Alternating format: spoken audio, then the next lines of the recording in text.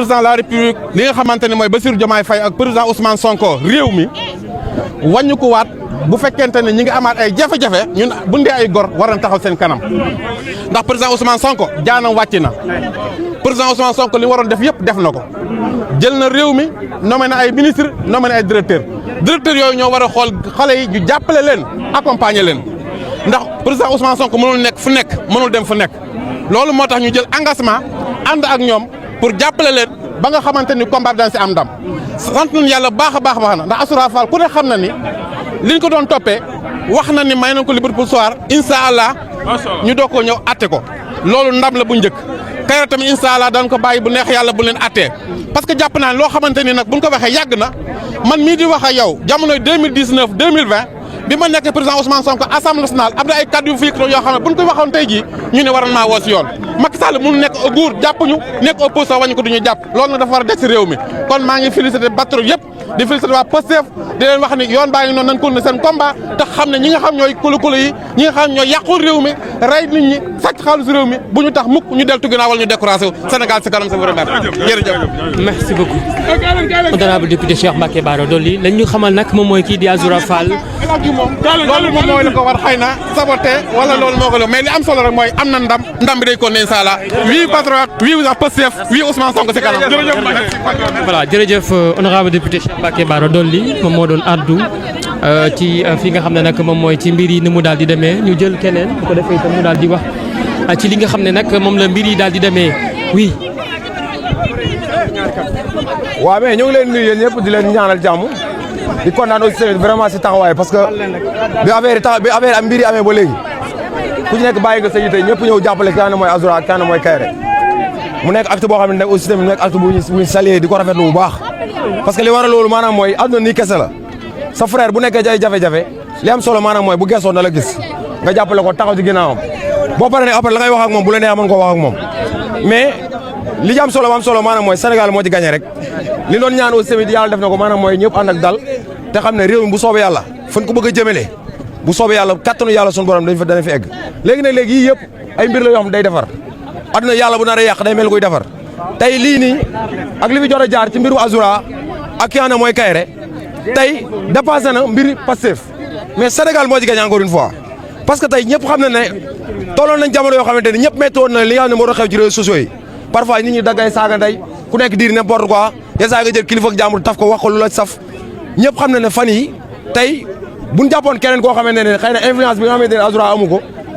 mënoon naa bañ a def impact bi mais comme li ma wax naan yàlla bu na defa day mel ni koy yàq xëy na yàlla ci Azoura la ko mënoon a jaare pour que mu am communication bi ñëpp bàyyi ci xel ku ne wax ci ba ñun ñi nga xamante ne ñun ay patriotes la ñun suñu biir sax ñenn ñi doon commencé réeroo yàlla moo naroon defar ndax yaakaar naa li bu jógee amul kenn koo xamante ne ni amati nga fit nekk ci réseaux yi bëgg a taf waajuru jaam wax ko nag sulu noonu wala nga saaga waajuru jaam kon encore une fois li ma jox maanaam mooy Sénégal moo ci gagné waaye aussi tamit di gërëm ki nga xam ne mooy Ousmane Sonko taxawaayam rafet na lool wane na ne ñun ci jabootam lañ bokk may woote waat encore une fois rek sama mbokk patriote yi ñëpp ñu gën a ànd teg dal yu demee nii bu demee nii dëgg la ñu gën a bëri au début gënoon na def ay sorties ñaawlu waaye ñaawlu tamit leen noonu la woon maanaam xëy na bëggoon lu defar mais nag si nga si daal kontaan na ñu ngi leen di ñaan yéen ñëpp di leen ñaan lu baax. Maître Bamba Cissé Maître Bamba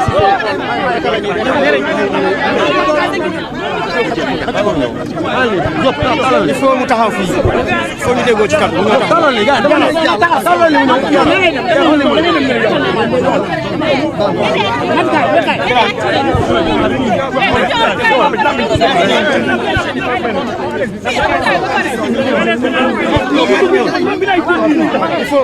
ñoom dañu génn complètement mais ñoom ñett nañu affiche ci kanam ñoom ñett ani ñële ils ont fini pare nañ ah ñoom ñett ñëw dañ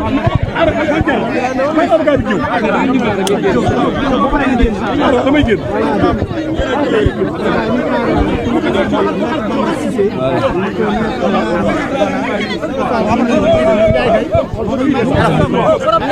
c'est bien c'est bon voilà maître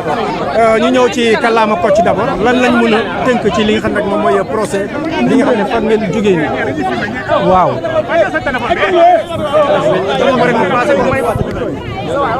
léegi tey tribunal bi dafa décider renvoyer affaire bi d'office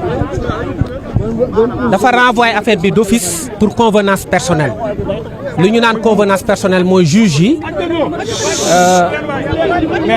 dossier bi dañ ko yéex a jot te booy àtte da ngay xam li ngay àtte pour bañ di violer droit Azoura wala droit Kairé ñu ne dañ koy renvoyer ba semaine prochaine loolu moo tax ñu yóbbu ko semaine prochaine le 22 mai léegi ci kaw loolu yoon dafa ne bu fekkee ni dañu renvoyer benn affaire avocats yi am nañ droit demander liberté provisoire ci kaw loolu man maître Abdinar Ndiaye mii maître Brice Silva mii maître Ciré Clédor Ly ak maître Saïd Larifou ak ñëpp ñu ànd ak ñun ñëw demander liberté provisoire boobu gannaaw bañ ko laajee ba pare juge yi dañu ne Azoura Fall situation médicale am mayu ko muy toogaat ci prison bi pour bañ mu aggravé wu dañ koy bax mu dem ñibbi mooy bàyyi ndigandiku Kairé nag dañ koy téye ba le 22 mai ñu àtte leen ñoom ñaar ñëpp loolu moo tax donc dañ ko may liberté provisoire Azoura Kairé day toog ba semaine prochaine incha allah ñëpp toog ñu àtte leen. dañ ci gis aussi lenn loo xam ne daf ñu jaaxal ci procès bi parce que dañu ne ay militants benn parti politique bu nga xamante ni moo fi nekkoon au pouvoir dañu ñëw ne ñoom dañuy constituer wu partie civile maanaam dañu dugg ci procès bi ñun ñu jàpp ni Azoura Fall ñaari nit la saaga muy Macky Sall nga xam ni ancien président de la République la ak ministre bu ñuy tuddee Mame Mbaye Niang moomu aussi nekku fi ñële ñëw ne ñoom seen militant lañ dañu saaga seen leader loolu moo tax ñu dugg suñu dossier ñu ne leen nag ñun droit moo ñu fi indi politique indi wuñ fi te tey yoon am na lu ñu jox ci dëgg parce que bu doon politique rek tey Azoura Fall du génn droit rek moo ko fi génn donc looy politique xamal ne bu duggee ci audience rek da koy yàq munoo am ndam ci booy def politique ci biir tribunal bi parce que fii droit la ñuy xool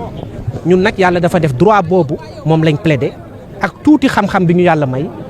ñu jëfandikoo ko ba permettre Azoura génn. maintenant ñoom bu ñu ñëwee wala ñi nga xamante ni ñoo nekk seen gannaaw ci procès bi su boobaa dinañ xool ndax li ñuy wax naan ñoom infraction bi nga xamante ni dañ ne dañ ko def ñoom am nañ ci loo xam ne dañ leen ci gaañ wala yooyu su boobaa dinañ ko apprécier mais li ñuy bañ rek mooy ñu polluer suñu procès mooy ñoo xamante ni dañuy ñëw di def politique te dañ leen di ñaan ñu bañ ñu indil benn problème benn incident parce que ñun xamuñu yooyu ñun droit rek lañ xam en français donc je dirais que à la suite d'une décision d'office qui a été ordonnée par les juges du tribunal de grande instance hors classe de Dakar, monsieur Azoura Fall et Kairé ont fait l'objet d'un renvoi au 22 mai, le dossier bien entendu. Le renvoi est tiré du motif d'une convenance personnelle qui ne peut pas être étalée sur la place publique. Mais en tout état de cause, les juges ne sont pas encore suffisamment préparés pour juger l'affaire parce qu'ils ont reçu le dossier très tardivement hier. Ça se conçoit bien et ça se comprend. Parce que pour juger des hommes aussi, il faut connaître ce sur quoi porte leur affaire. Donc nous nous en réjouissons. Pour nous, il n'y a pas de problème sur le principe. Maintenant, le renvoi a été ordonné au 22 mai. Il nous est loisible, conformément à la loi, de demander la liberté provisoire. Et nous-mêmes, Maître Abdinar Ndiaye, ici présent à ma droite, Maître Brice Silva à ma gauche, Maître Ciré Clédor Ly et Maître Larifou Saïd, ainsi que d'autres excellents confrères, ont participé à demander une liberté provisoire de M. Azoura Fall et de M. Kairé. Le tribunal s'étant retiré pendant un temps plus ou moins long, malgré l'opposition du parquet, parce que le parquet s'est opposé à la demande de mise en liberté provisoire. Le tribunal a passé outre et a ordonné la liberté provisoire de M. Azoura Fall, qui avait un dossier médical très parlant, qui avait été produit depuis l'enquête préliminaire. Azoura Fall a été mis en liberté provisoire et Kairé maintenu jusqu'au 22, date à laquelle ils seront tous les deux jugés et feront face à leur juge. Ce qui nous a gênés dans l'affaire, c'est la présence d'un cheveu dans la soupe. Parce que nous ne faisons pas de la politique. Nous faisons du droit. Des militants d'un parti politique se sont incrustés à notre affaire pour dire qu'ils se constituent partie civile. On ne les connaît pas. Ils n'ont pas été victimes d'injures. C'est Macky Sall qui a été destinataire des injures dont on parle. Et M. Mambay Niang. Et nous allons démontrer que cette constitution de partie civile est irrecevable. Et mieux, elle est même ridicule, parce que ça va polluer le procès. Nous ne tomberons pas dans le piège de la politisation, nous resterons sur le terrain du droit. Parce que ce qui a permis aujourd'hui à Azoura Fall de sortir, c'est le droit, ce n'est pas la politique. Le message qu'on peut retenir de cette affaire, dans l'ensemble, c'est que la justice est devenue impartiale. Quel que soit le bord par lequel on peut se situer, si on transgresse les normes sociales, on doit faire face à la justice. Et soyons prêts à faire face à la justice par quelque bord que ce soit. Si demain, on prend un militant d'un bord, qu'il ne crie pas sur tous les toits qu'il a été injustement arrêté. Parce que l'exemple a été donné.